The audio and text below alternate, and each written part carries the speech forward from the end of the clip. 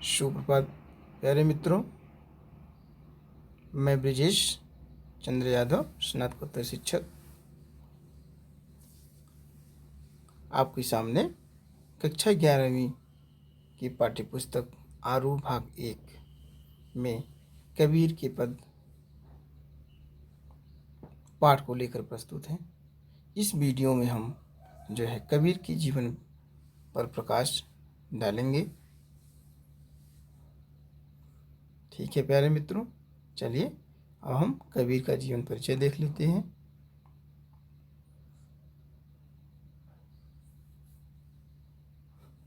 कबीर का जन्म 1398 ईस्वी में वाराणसी के लहरतारा नामक स्थान पर हुआ था। ठीक है, वाराणसी में एक लहरतारा नामक स्थान है, वहाँ पर कबीरदास जी का जन्म हुआ था। ठीक है, उनकी माता का नाम नीमा और पिता का नाम नीरू था। ठीक, देखिए, माता का नाम नीमा और पिता का नाम नीरू था। और कहा जाता है कि कबीर के जन्म के संबंध में अलग अलग लोगों की अलग अलग मत है। अलग अलग लोगों ने अपने अलग अलग राय दिए हैं, कोई निश्चित आधार नहीं है। इसलिए तमाम हिंदी साहित्य के विद्वानों ने हिंदी साहित्य के जो अलग अलग विद्वान हैं, इतिहासकार हैं, उन्होंने अपनी अपनी दृष्टि से उनको उनका अलग अलग उनके जन्म के बारे में अलग अलग राय दिया। कहा जाता है कि कबीर नीमा और नीरू की अपनी संतान नहीं थी।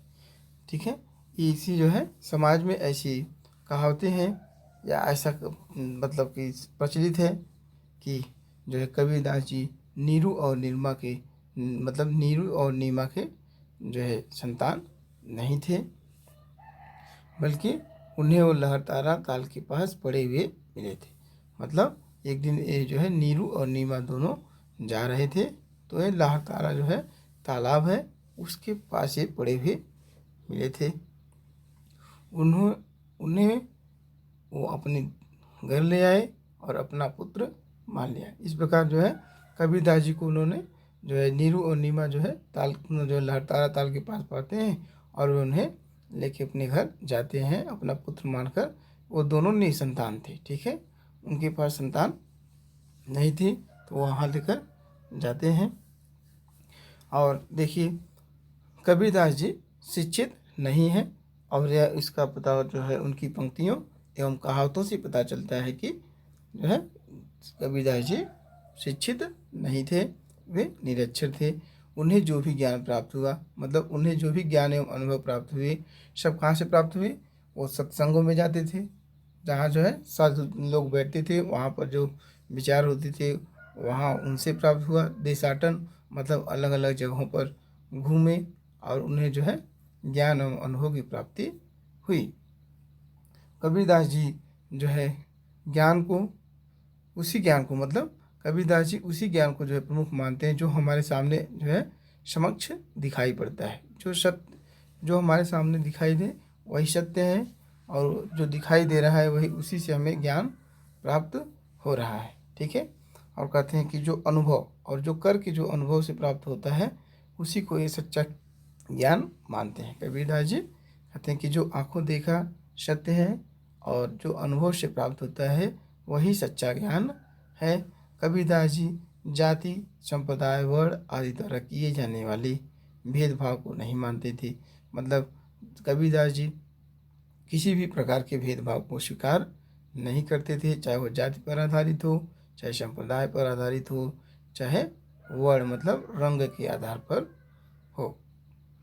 वे इसके स्थान पर प्रेम, समानता और सद्भाव का समर्थन करते थे।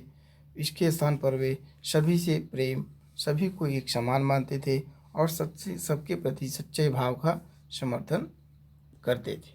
कबीरदास जी कहते हैं कि हम सभी मानव हैं, हमें एक दूसरे से प्रेम करना चाहिए, सभी लोग एक समान हैं और हमें सभी के प्रति सच्चा भाव रखना चाहिए। ठीक है प्यारे मित्रों, चलिए अब आगे देख लेते हैं। कबीर हिंदू मुसलमान जैसे धर्म भेद को नहीं मानते थे। मतलब आपने देखा कि कबीरदास जी किसी भी प्रकार के भेदभाव को स्वीकार नहीं करते थे, बल्कि वे जो है सभी को एक मानते थे। ठीक, सभी को एक समान मानते थे। उसी प्रकार हिंदू और मुस्लिम धर्म के संदर्भ में भी कबीरदास जी अपनी राय देते हैं और उसमें भेद नहीं मानते। वे दोनों धर्मों के सत्संग किया करते थे। कबीरदास जी जो है दोनों धर्मों पर सत्संग स्थापित करते थे। उनकी अच्छी बातों को जो है मतलब हिंदू और जो मुस्लिम दोनों लोगों के जो सत्संग होते थे वह उसमें शामिल होते थे और उनकी अच्छी बातों को अपने अंदर समाहित करते थे, आत्मसात करते थे। मतलब अच्छी बातों को सीखते थे, अपने जो है जीवन में उतारते थे। वो कर्मकांड के घोर विरोधी थे और एक ही ईश्वर को मानते थे।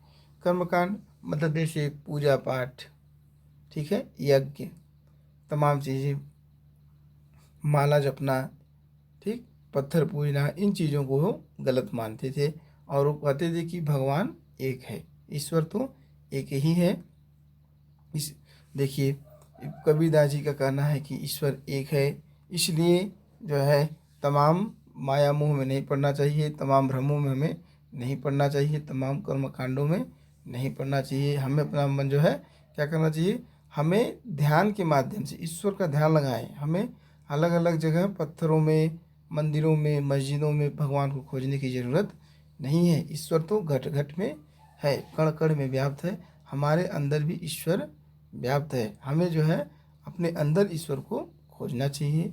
ईश्वर हमारे अंदर है। उनके अनुसार कि ईश्वर की प्राप्ति आपको तभी होगी जब आप अपने अपने को स्वयं जान लें। ठीक, कबीर भक्ति काल की निर्गुण धारा परंपरा के कवि हैं। मतलब निर्गुण धारा मतलब वे वह धारा जो ईश्वर को निर्गुण निराकार मानती है और अजन्मा मानती है। ठीक है, कि मतलब इनके अनुसार ईश्वर जन्म नहीं लेता, वह निर्गुण है, निराकार है, उसका कोई रूप और आकार नहीं है। ठीक है, उसका कोई रूप है न तो रूप है न तो कोई आकार है। वह संसार की हर वस्तुओं में व्याप्त है। ठीक है, और व्यक्ति को जो है सच्चा ज्ञान प्राप्त करना है तो सबसे जो है सबसे प्रेम भाव रखते हुए, सबसे जो है समानता का भाव रखते हुए अपने को स्वयं को जानने के प्रयास करना चाहिए। व्यक्ति को उसी दिन ईश्वर की प्राप्ति हो जाती है जिस दिन वह अपने आप को स्वयं को अच्छी तरह से जान लेता है। अब हम जो है कबीर की रचनाओं पर चर्चा करते हैं। देखिए कबीर की रचनाएं जो है बीजक नाम पुस्तक में संकलित हैं। बीजक 3 भागों में विभाजित है। पहला है रामायणी, दूसरा शबद और तीसरा साखी। ठीक, मतलब कबीरदास की पूरी रचनाएं किस किस नाम से संकलित है, बीजक में संकलित हैं, जो 3 भाग में है, साखी, शबद और रामायणी। कबीर मित्र, माता, पिता आदि में ही परमात्मा को देखते थे। मतलब ईश्वर आपको हर व्यक्ति, हर जीव, हर जो है कण कण मतलब हर जगह हमको दिखाई देता है। पेड़ पौधे, ठीक, पेड़ पौधे, नदियाँ, समुद्र, ठीक, माता पिता, पशु पक्षी, सभी में ईश्वर व्याप्त है। कबीर शांति प्रिय थे। शांति प्रिय मतलब शांति मतलब शांति स्थापित, मतलब वो चाहते थे कि शांति प्रिय मतलब ऐसा हो, समाज की शांति से युक्त हो, कहीं पर कोई किसी प्रकार का विवाद न हो, एवं सत्य और अहिंसा के समर्थक थे। समस्त संत कवियों में कबीर का स्थान अद्वितीय है।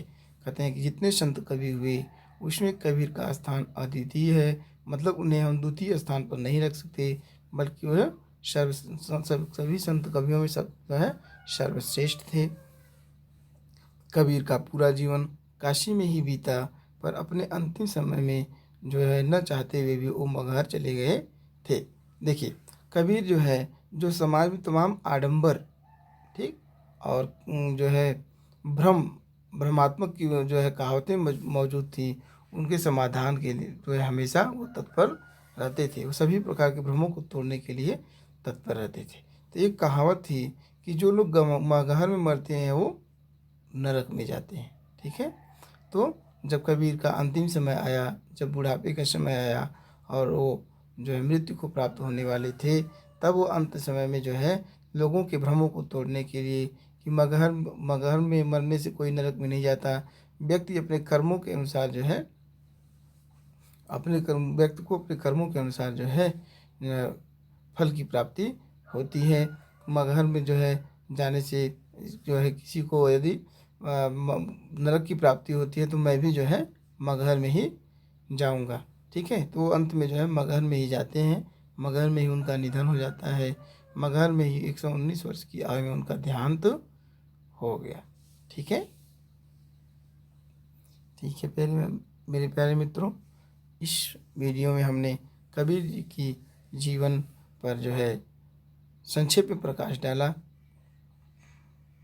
मुझे पूरी उम्मीद है, पूरा विश्वास है कि आप लोगों को इस वीडियो को देखने के बाद जो है कबीरदास जी के बारे में अच्छी तरह से उनके व्यक्तित्व, कृतित्व और उनके जीवन के बारे में जानकारी प्राप्त हो गई होगी। ठीक है मेरे प्यारे मित्रों, यदि यह वीडियो आपको पसंद आया होगा तो इसे जो है लाइक करें, शेयर करें और चैनल को सब्सक्राइब करना न भूलें। शीघ्र ही हम अगला वीडियो लेकर आप लोगों के समक्ष उपस्थित होंगे। तब तक के लिए हमें विदा दीजिए। नमस्कार।